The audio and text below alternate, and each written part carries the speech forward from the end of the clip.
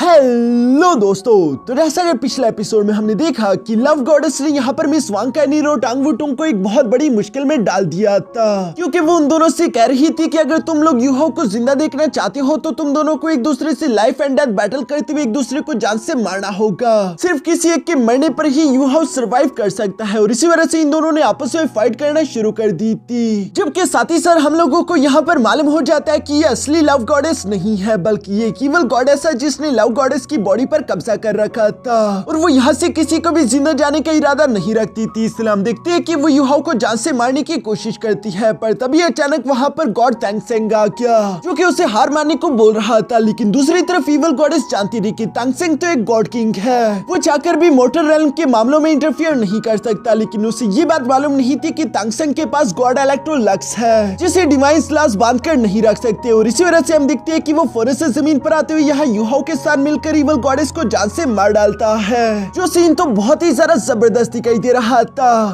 अब आगे तो नेक्स्ट एपिसोड की शुरुआत में हम लोगों को यहाँ पर गॉडेस ऑफ लव की बैक स्टोरी जानने को मिलती है, जिसकी शुरुआत इसी valley of love and passion से शुरू हुई। पहले ये वैली बहुत ही ज्यादा खूबसूरत थी, क्योंकि तब के टाइम गॉडेस ऑफ लव एक किन नाम के आदमी से बहुत ही ज्यादा प्यार करती थी, और इन दोनों ने एक दूसरे से वादा किया था कि ये दोनों शादी करने के बाद इसी वैली में रहेंगे, और हर जन्म तो जन्म ये दोनों एक दूसरे के साथ रहेंगे, कभी भी कोई इनको जुदा नहीं कर पाएगा। बेशक जब तक इन दोनों के दरमियान प्यार था, सब कुछ बहुत ही ज्यादा खूबसूरत चल रहा था। अक्सर गॉडेस ऑफ लव से कहा करती थी, जब हम डिवाइन रेल्म में चले जाए तभी हम एक दूसरे का साथ नहीं छोड़ेंगे, हम दोनों का प्यार हमेशा इसी तरह से कायम रहेगा, और अक्सर ही हम लोग इस वैली में आकर रहा करेंगे, क्योंकि वैसे भी मुझे गॉडेस ऑफ लव का टाइटल तो मिल चुका है। अब बस सिर्फ तुम्हारे 9 ट्रायल्स की बारी है, तुम अपने 9 ट्रायल्स को कंप्लीट करने के बाद राक्षसा गॉड बन जाओगे। जिस पर किन जवाब देते हुए कहता है कि हाँ बेशक ये काम थोड़ा सा मुश्किल होगा, लेकिन फिक्र मत करो, मैं इसमें जरूर कामयाब होऊंगा। जिस पर गॉडेस ऑफ लव भी मुस्कुराकर जवाब देते हुए कहती है कि हाँ मुझे तुम पर पूरा भरोसा है। इसके बाद ब्रदर किन यहाँ से राक्षसा गॉड के 9 ट्रायल्स देने के लिए जा चुका था। पीछे की तरफ गॉडेस ऑफ लव कई अरसे तक उसका इंतजार करती रही। इसी तरह इंतजार करते करते एक लंबा अरसा गुजर जाता है। अचानक एक दिन गॉडेस ऑफ लव को ब्रदर किन आता हुआ दिखाई दिया, जिसे देखकर वो बहुत ही ज्यादा खुश हो गए। लेकिन दूसरी तरफ किन के चेहरे पर कोई भी खुशी दिखाई नहीं दे रही थी। गॉडेस ऑफ लव किन को देखते हुए खुश होकर फौरन से आगे की तरफ बढ़ते उसके गले लग जाती है, क्योंकि वो इतने अरसे बाद किन से मिलकर बहुत ही ज्यादा खुश थी। मगर साथ ही साथ वो किन से सवाल करते हुए कहती है कि किन वैसे तुम अभी भी लेवल 99 पर क्यों हो, क्योंकि गॉड बनने के बाद तो सबका लेवल 100 हो जाता है। इस पर किन जवाब देते हुए कहता है कि हाँ मैं बस गॉड बनने से सिर्फ एक ही कदम दूर हूँ, क्या उस कदम में तुम मेरा साथ दोगी। और ये कहते साथ ही अचानक हम देखते हैं कि किन ने अपने पास से एक डैगर निकालते हुए तेजी के साथ गॉडेस ऑफ लव की बॉडी में गुंसा दिया। जिस धोखे को देखकर तो गॉडेस ऑफ लव को अपनी आंखों पर यकीन नहीं आता, क्योंकि उसके सच्चे प्यार ने ही उसे धोखा दे दिया है, और ये उसकी बॉडी में मौजूद कोई नॉर्मल डैगर नहीं था, बल्कि ये था गॉड स्लेइंग डैगर, जिसका इस्तेमाल करते हुए किसी भी गॉड को जान से मारा जा सकता है। गॉडेस ऑफ लव ये देखकर समझ गई थी कि किन ने मुझे धोखा सिर्फ इसलिए दिया ताकि वो मेरी कुर्बानी देकर खुद गॉड बन सके, और यही बात तो उसे सबसे ज्यादा दुख दे रही थी। जहाँ पर गॉडेस ऑफ लव की आंखें आंसुओं से भर चुके थे। दूसरी तरफ किन जोर जोर से हंसते हुए कह रहा था कि मैंने कर दिखाया,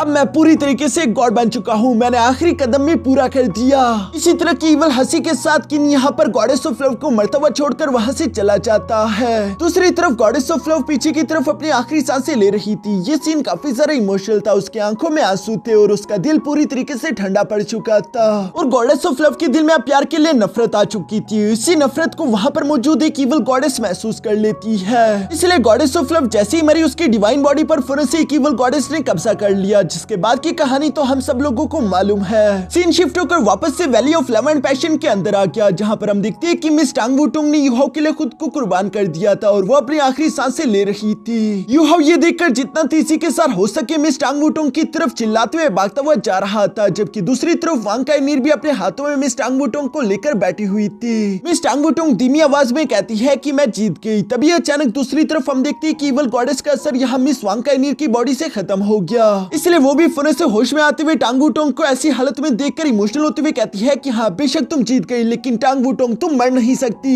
ये कहते हुए वांग कैनिर ने रोना शुरू कर दिया था। दूसरी तरफ से यूहो भी इसी तरह से इमोशनल होकर तीसी के साथ टांग वुटोंग की तरफ ही भागता हुआ आ रहा है। मिस टांग वुटोंग यूहो को दूर देखकर वांग काइनीर से कहती है कि मेरा सारा प्यार ले लो और वो प्यार यूहो को दे देना। मैं चाहती हूँ कि तुम यूहो के साथ हमेशा रहो और उसे बहुत सारा प्यार करो। ये कहते हुए मिस टांग वुटोंग की आंखों में आंसू थे। साथ ही साथ वो यूहो की तरफ देखते हुए कहती है कि यूहो, मैं हमेशा से चाहती थी कि मैं तुम्हारे साथ ही अपनी जिंदगी गुजारूं। मैं तुम्हारी बीवी बनकर हमेशा तुम्हारा हाथ पकड़ते हुए चलना चाहती थी, लेकिन लगता है कि शायद ये मेरी किस्मत में ही नहीं। और ये सब कहती है। अचानक से हम देखते हैं कि मिस टांग वुटोंग का हाथ नीचे की तरफ गिरने लगता है, जो देखकर यूहो की आंखों में भी आंसू भर आए थे। वो चिल्लाते हुए टांग वुटोंग का नाम लेकर तीसी के साथ जंप करते हुए फौरन से यहाँ पर टांग वुटोंग का हाथ पकड़ लेता है।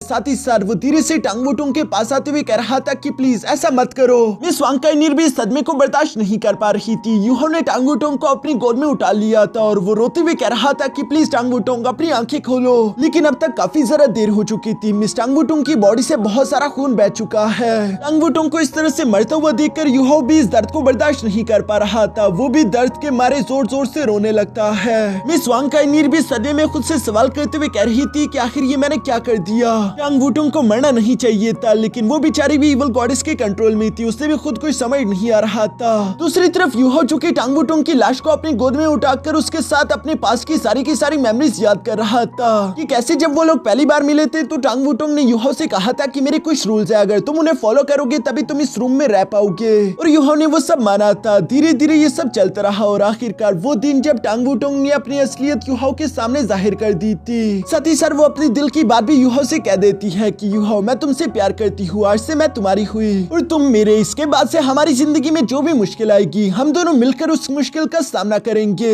ये सारी इमोशनल बातें याद करते हुए यूहो रोते हुए यहाँ मिस टांग वुटोंग से कह रहा था कि तुमने मुझसे वादा किया था कि जो भी मुश्किल आएगी हम दोनों उस मुश्किल का सामना मिलकर करेंगे, लेकिन अब तुम ऐसा कैसे कर सकती हो? तुम मुझे इन मुश्किलों के लिए अकेले कैसे छोड़ सकती हो? प्लीज जाग जाओ, मुझसे ये दर्द बर्दाश्त नहीं हो रहा। जो सब कहते हुए यूहो यहाँ जोर से रोते हुए मिस टांग वुटोंग का नाम चिल्लाता है।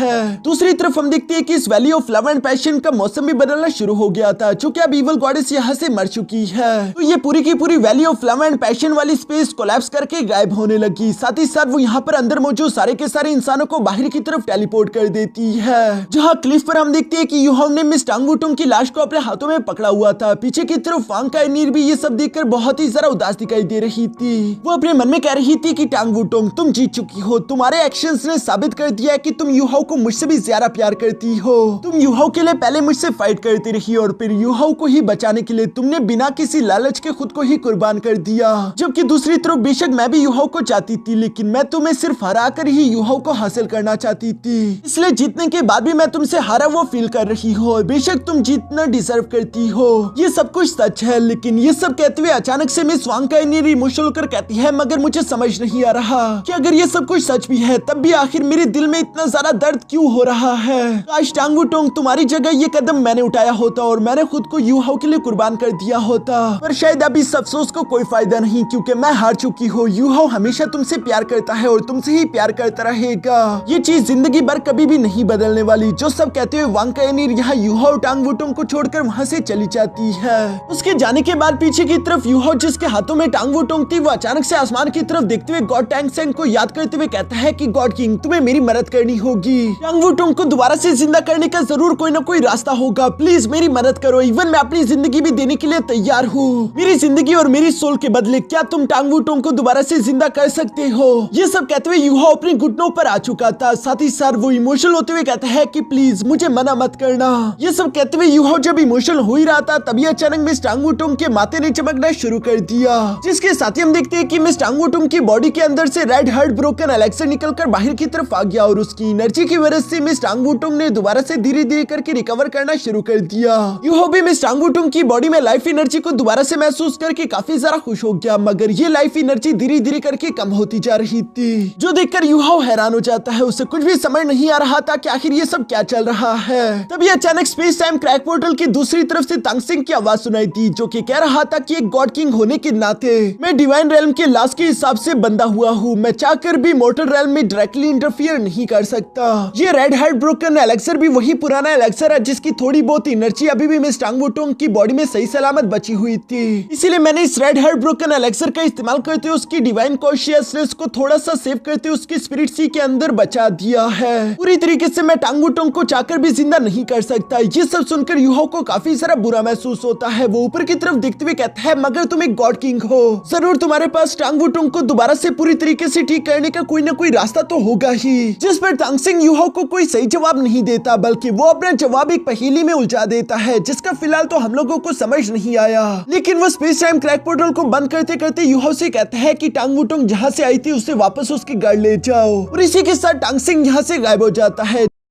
जिसके बाद हम देखते हैं कि युहो के बाकी के दोस्त भी valley of love and passion से बाहर आ चुके थे और वो टांग वुटोंग और युहो को इस तरह से डिप्रेशन में देखकर काफी सारा उदास हो जाते हैं। दूसरी तरफ युहो धीरे धीरे से टांग वुटोंग को लेकर उसके घर की तरफ रवाना होने लगा और यहाँ इन लोगों के जाने के बाद हम देखते हैं कि valley of love and passion को भी गॉडेस ऑफ लव की सोल ने हमेशा हमेशा के लिए बंद करने का फैसला कर दिया था। इसके बाद सीन शिफ्ट होकर यहाँ युहो पर आ जाता है जो कि टांग वुटोंग को लेकर धीरे धीरे से जंगल से बाहर की तरफ बढ़ता रहा था और उसके दोस्त भी पीछे पीछे आते जा रहे थे। यह युहो टांग वुटोंग की तरफ देखते हुए अपने मन में कह रहा था कि टांग वुटोंग ने मुझे बचाने के लिए खुद को सैक्रिफाइस किया और वह पूरी तरीके से डीप स्लीप में जा चुकी है, लेकिन मैं ये सब बर्दाश्त नहीं कर सकता। यहाँ पर युहो आखिरी क्लिफ पर आकर खड़ा हो चुका था जहाँ ज़्याओ आगे की तरफ बढ़ना चाहती थी, लेकिन मिस ज़्यावी उससे मना करते हुए कहती है कि नहीं ऐसा मत करो, क्योंकि दूसरी तरफ युहो ने फैसला कर लिया था कि वो टांग वुटोंग को खुद ही उसके घर लेकर जाएगा। इवन कि अभी हाल ही में युहो ने एक बड़ी लंबी फाइट लड़ी है, वो बुरी तरीके से इंजर्ड भी है, लेकिन युहो को इन बातों से कोई फर्क नहीं पड़ता। वो अपने मन में कह रहा था कि जरूर अंकल न्यू और अंकल टाई के पास कोई ना कोई सोल्यूशन होगा,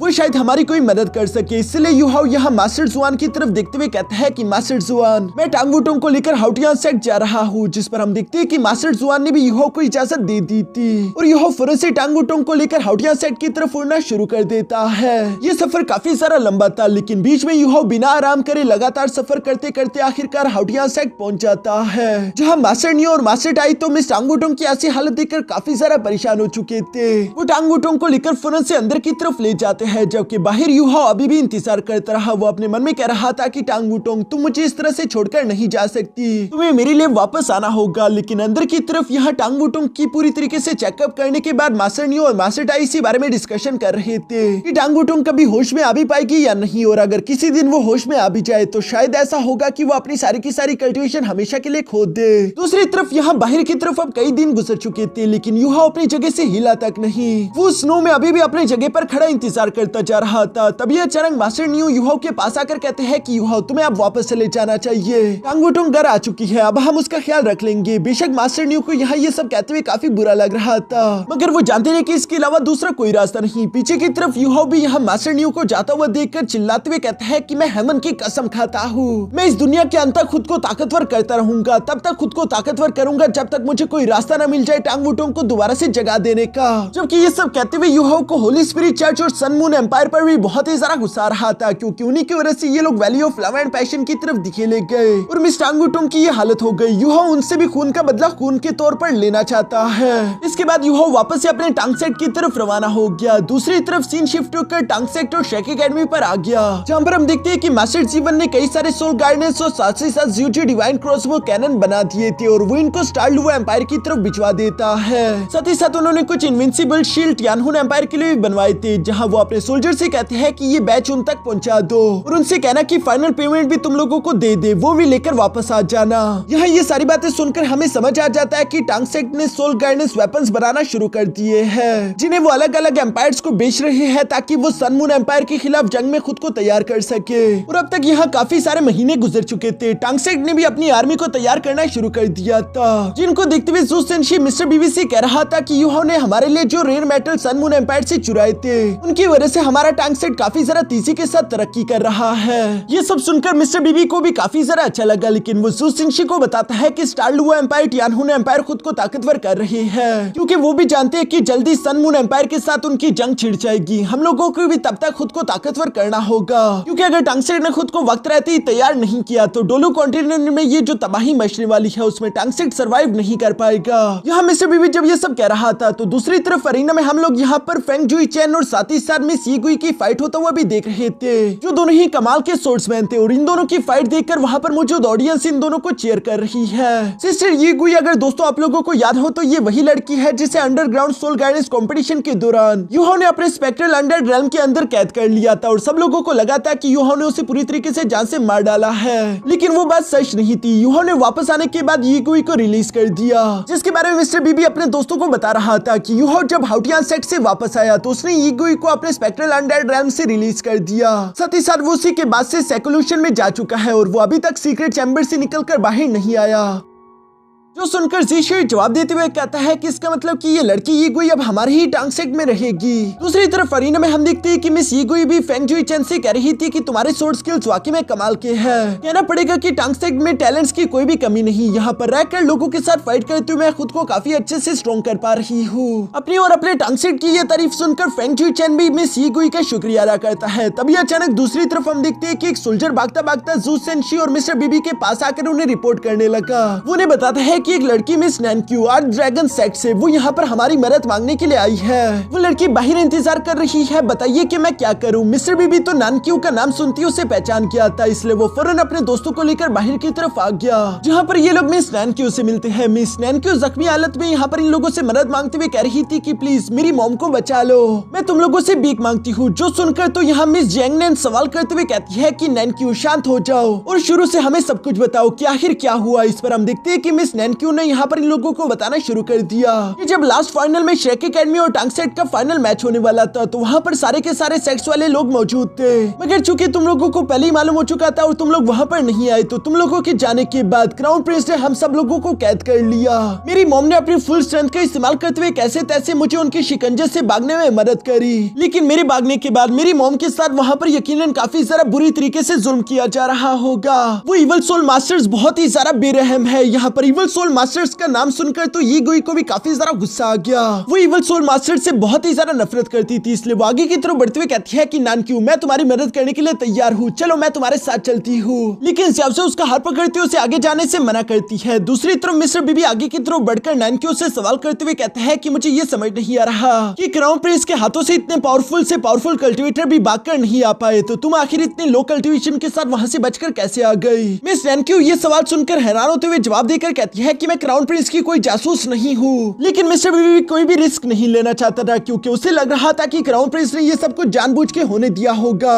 वो चाहता है कि मिस नानक्यू बाहर आकर सब लोगों को ये बात बता दे और जैसे ही बाकी के सेक्टर एकेडमीज अपने लोगों को बचाने के लिए वहाँ पर जाकर हमला करेंगे तो क्राउन प्रिंस बारी बारी करके उन सब लोगों को भी अपने शिकंजे में फंसा लेगा। इसलिए मिस्टर बीबी यहाँ पर मिस नानक्यू से कहता है कि बेशक हम तुम्हारी मॉम को बचाएंगे, लेकिन ये काम जल्दबाजी वाला नहीं है। हम लोगों को स्टार लुवा एम्पायर और टियानहुन एम्पायर के साथ खुद को ताकतवर करना होगा ताकि जंग होने से पहले हम लोग पूरी तरीके से तैयार हो और एक बार हम सन मून एम्पायर पर हमला करते हुए उनसे बदला ले लेंगे। ये सुनकर मिस यी गुई हैरान होते हुए कहती है कि आखिर तुम कहना क्या चाहते हो, क्या हम लोग उनकी मदद करने के लिए नहीं जाएंगे। जिस पर जू सेंशी आगे की तरफ आकर जवाब देते हुए कहता है कि बेशक हम उन सबकी मदद करेंगे। ईटा उसकी बात को पूरा करते हुए कहता है मगर सही वक्त आने पर। तब का टाइम सबसे जरा बेस्ट रहेगा जब सन मून एम्पायर को बिल्कुल भी अंदाजा नहीं होगा कि उन पर हमला किया जा सकता है। ये सारी बातें डिस्कस होने के बाद हम देखते हैं कि मिस्टर बीवी यहाँ पर मिस नैनक्यू से कहता है कि नैनक्यू तुम हमारे टांग सेट में तब तक रहो क्योंकि बाहर तुम्हें खतरा है। मैं श्रेक एकेडमी को भी तुम्हारे बारे में इन्फॉर्म कर देता हूँ। हम लोग यूहो के सेक्लूशन से बाहर आने का इंतजार करेंगे। एक बार यूहो सेक्लूशन से बाहर आ जाए उसके बाद हम लोग एक न्यू टीम बनाते हुए तुम लोगों की मदद करने के बारे में सोचेंगे। ये सब सुनकर हम देखते हैं कि मिस यी गुई ने भी फौरन से आगे की तरफ बढ़ते हुए श्रेक एकेडमी को ज्वाइन करने का फैसला कर लिया था क्योंकि वो भी इनका साथ देना चाहती है। साथ ही साथ वो इन लोगों को अपने पास्ट के बारे में बताती है कि मेरी मॉम इवल सोल मास्टर्स के साथ ही फाइट करते हुए मारी गई थी और मैं उन्हीं की मौत का बदला लेने के लिए सन मून एम्पायर के अंडरग्राउंड सोल गाइडेंस कंपटीशन में गई हुई थी क्योंकि मैं जानती नहीं कि होली स्पिरिट चर्च भी वहां पर आएगा। मुझे उनके साथ फाइट करते हुए एक बात तो समझ आ गई थी कि मैं पूरे होली स्पिरिट चर्च को खत्म नहीं कर सकती, लेकिन मरने से पहले मैं अपने साथ ज्यादा से ज्यादा इवल सोल मास्टर्स को लेकर जाना चाहती थी। मगर तुम लोगों की बातें और तुम लोगों का मिशन देखने के बाद मैं तुम लोगों का साथ देना चाहती हूँ क्योंकि इवल सोल मास्टर्स की वजह से मेरी मदर तो मारी गई, लेकिन चाहे कुछ भी हो जाए मैं नानक्यू की मॉम को मरने नहीं दूंगी। ये सुनकर तो मिस नैनक्यू इमोशनल होकर आगे की तरफ बढ़ते हुए यीगोई का हाथ पकड़कर उसका शुक्रिया अदा करती है। मिस यांगनिन को भी ये देखकर काफी सारा अच्छा लग रहा था, इसलिए वो आगे की तरफ आकर यीगोई और साथ ही साथ नैनक्यू से कहती है चूंकि अब तुम दोनों टांगसेट में ही रहने वाली हो तो चलो आओ मेरे साथ, मैं तुम दोनों को तुम्हारा रूम दिखा देती हूँ। इसके बाद सीन शिफ्ट होकर टांगसेट के सीक्रेट चैम्बर पर आ जाता है, जहाँ एक आइस ऑर्ब के अंदर हम देखते हैं कि यह बैठकर सेक्लूशन में कल्टीवेशन प्रैक्टिस कर रहा था। वहाँ की एनर्जी बहुत ही ज्यादा फियर्स थी, जिसकी वजह से यूहो की बॉडी पर कट भी लग रहे थे। लेकिन दूसरी तरफ यूहो हार ना मानते हुए कहता है कि मैं किसी भी हाल में अपने कल्टीवेशन गोल को पूरा करके रहूंगा। जब तक मैं अपने कल्टीवेशन गोल तक नहीं पहुंच जाता तब तक चाहे मुझे मौत भी आ जाए, मैं इस सेक्लूशन से बाहर नहीं जाऊंगा। ये सब कहते हुए यूहो अपनी बॉडी से और भी जरा खतरनाक एनर्जी अनलीश करने लगा और तेजी के साथ वो लगातार इसी तरह से अपने कल्टीवेशन को बूस्ट करता रहता है। जो एनर्जी इतनी ज्यादा पावरफुल थी कि डिवाइन रेल में मौजूद तांगसेंग भी उसे देख पा रहा था। और जैसा कि हम जानते हैं कि डिवाइन रेल में वक्त काफी ज्यादा तेजी के साथ गुजरता है, तो तांगसेंग ये सब देख रहा था कि कितनी सदियों से सन मून एम्पायर जिस जंग को शुरू करना चाहता था वक्त तेजी के साथ गुजरते उस लम्हे पर आ चुका है। सन मून एम्पायर ने अपनी आर्मी को दोबारा से जंग के लिए तैयार कर लिया। कई बेगुनाह लोगों का खून इस जमीन पर बहने वाला है। यहाँ पर हम देखते हैं कि स्टारलुवो नेशनल एम्पायर और टियानहोन एम्पायर भी खुद की आर्मी को पूरी तरीके से तैयार कर लेता है। इवन कि होली स्पिरिट चर्च ने भी अपनी इविल सोल मास्टर्स को इस जंग के लिए तैयार कर लिया था। दूसरी तरफ सीन शिफ्ट होकर वांग काइनीर पर भी आ गया, जो कि बीस्ट फॉरेस्ट में अकेले बैठी हुई थी। यहाँ पर टांगसेंग कहता है कि दुनिया में जब जब चारों तरफ अंधेरा फैलने लगा तब तक दुनिया को बचाने के लिए एक मसीहा भी सामने की तरफ आया। वक्त आ चुका है यूहाओ कि तुम अपनी रोशनी से आसमान को चीर दो और इस काली अंधेरी रात को हमेशा हमेशा के लिए खत्म कर दो। टांगसेंग की ये कहते साथ ही अचानक हम देखते हैं कि यहाँ सीक्रेट चैम्बर का दरवाजा ओपन हो जाता है, जो देखकर यूहाओ के दोस्तों काफी ज्यादा सरप्राइज हो गए थे, क्योंकि उसके अंदर से एक बहुत ही ज्यादा खूबसूरत हैंडसम नौजवान निकलकर बाहर की तरफ आ गया। और ये नौजवान असल में कोई और नहीं बल्कि हमारा ही यूहाओ है, जिसकी स्माइल के साथ ही हमारा ये एपिसोड यहीं पर खत्म हो जाता है।